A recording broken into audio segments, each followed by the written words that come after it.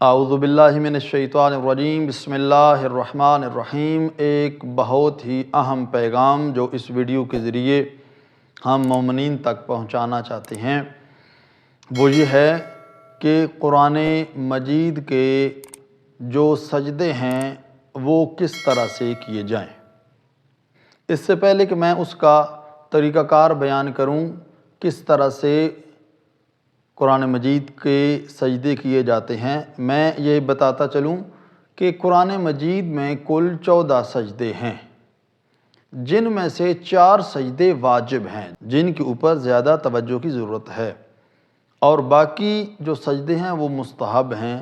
اگر آپ نہ کریں یا بعد میں کر دیں پھر بھی مسئلہ نہیں ہے، لیکن جو 4 واجب سجدے ہیں وہ ضروری ہے کہ جب انسان قرآن پڑھ رہا ہے یا سن رہا ہے، ضروری ہے کہ فی الفور اسی وقت کیے جائیں۔ اگر آپ اس وقت نہیں کریں گے تو اس سے انسان گناہ گار ہوتا ہے۔ کون کون سے واجب سجدے ہیں اور کن کن سورہ میں ہیں؟ سب سے پہلے سورہ سجدہ کی آیت نمبر 15 میں سجدہ واجب ہے۔ دوسرا سورہ والنجم کی آیت نمبر 62 میں سجدہ واجب ہے۔ تیسرا سورہ فصلت کی آیت نمبر 37 میں سجدہ واجب ہے، اور آخری سورہ علق کی آیت نمبر 19 میں سجدہ واجب ہے۔ یہ 4 سجدے کرنا یہ واجب ہے، چاہے فقط انسان قرآن پڑھ رہا ہو، قرآن کی تلاوت کر رہا ہو اور یہ صورتیں آ جائیں، یہ آیات آ جائیں، اس وقت سجدہ کرنا واجب ہے۔ اور اگر انسان سن رہا ہے پھر بھی ضروری ہے کہ انسان سجدہ کرے، واجب ہے اس کے اوپر سجدہ کرنا۔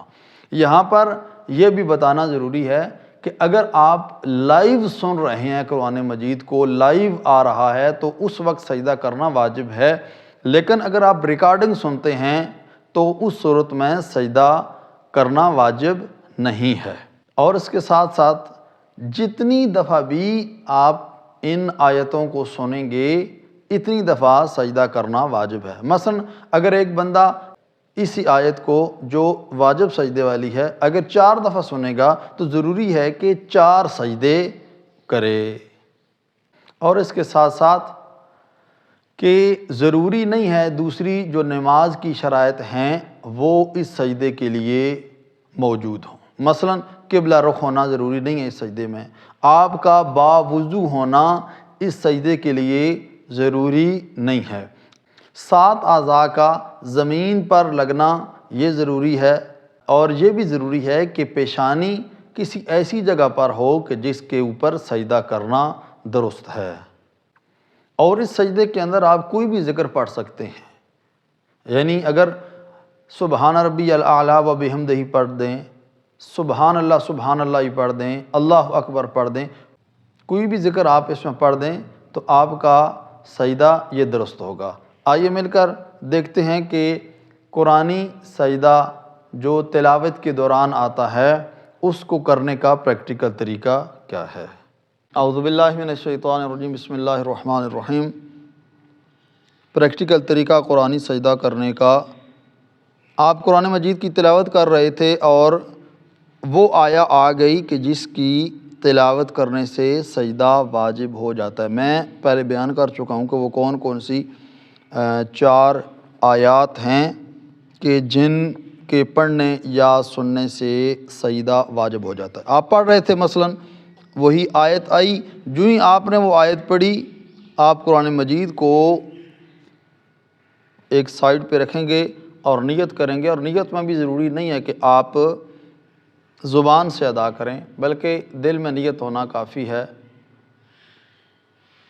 میں قرآنی سجدہ کرتا ہوں واجب قربتاً الی اللہ، اللہ اکبر۔ سبحان ربی الاعلی و بحمدہ، سبحان ربی الاعلی و بحمدہ، سبحان ربی الاعلی و بحمدہ۔ اللہ اکبر، یہ مکمل طریقہ ہے۔